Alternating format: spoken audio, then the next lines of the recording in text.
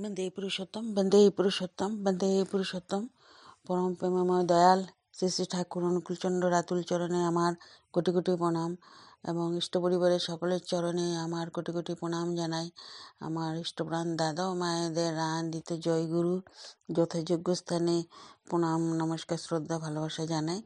তো এখানে প্রিয় পরম গ্রন্থ শ্রী দেবীপ্রসাদ মুখোপাধ্যায় লিখেছিলেন, সেটি ঠিক আমি পড়ে শোনাচ্ছি। যে ইংরাজি 1946 সাল দেওঘরে শ্রী শ্রী ঠাকুরের কাছে ছোটন নামে জৈনিক গ্রাম্য ব্যক্তি মামলা চলাকালে একদিন ঠাকুর বাংলার সামনে রাস্তা দিয়ে চিৎকার করে সৎসঙ্গ, আনন্দবাজার ও সৎসঙ্গের কর্মীদের নামে অশ্রাব্য গালাগাল করতে করতে যাচ্ছিল।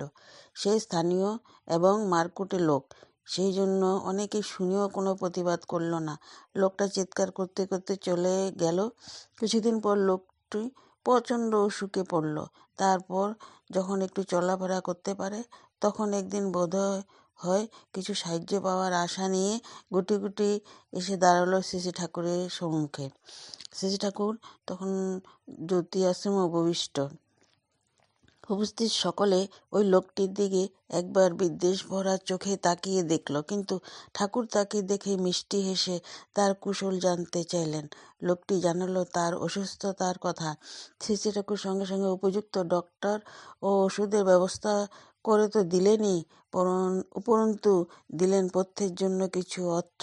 তারপর তাকে বললেন, শোন ছোটন, তুই তো আমার ছেলে, তোরা কষ্ট পেলে আমার কষ্ট লাগে না? তো কষ্টে পড়বি কেন? দরকার হলে আমাকে জানাবি। লোকটার কি যেন হয়ে গেল। সে যা করেছে তার জন্য ছিল অপরাধবোধ, বিনিময়ে এমন ব্যবহার সে আশাই করেনি। একটু দাঁড়িয়ে থেকে কৃতজ্ঞ চিত্তে প্রণাম করে চলে গেল। অবশ্যই লোকটি অসুখে বেশ জটিল ও দুরাগ্য হয়ে উঠেছিল।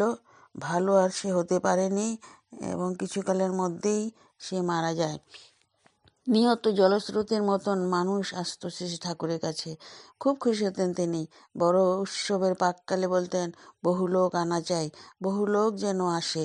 উৎসবের সময় কাতারে কাতারে মানুষ যখন প্রশস্ত প্রাঙ্গণে দাঁড়িয়ে তাকে দর্শন করত, তিনি তৃপ্তিভরা স্নেহকরা নয়নে তাকিয়ে তাকিয়ে দেখতেন লক্ষ লক্ষ লোকের এই বিপুল সমাবেশ, সেই জনসমাবেশ।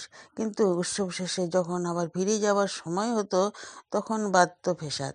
যাওয়ার অনুমতি দিতেন ঠাকুর, কিন্তু পরে বলতেন, এরা যখন আসে আমার খুব ভালো লাগে, কিন্তু চলে যাওয়ার কথা বললেই যখন কয়, তখন আমার বুকের মধ্যে কষ্ট হয়। কখনো বলতেন, আমার ইচ্ছা করে এরা সবসময় আমার কাছে থাক।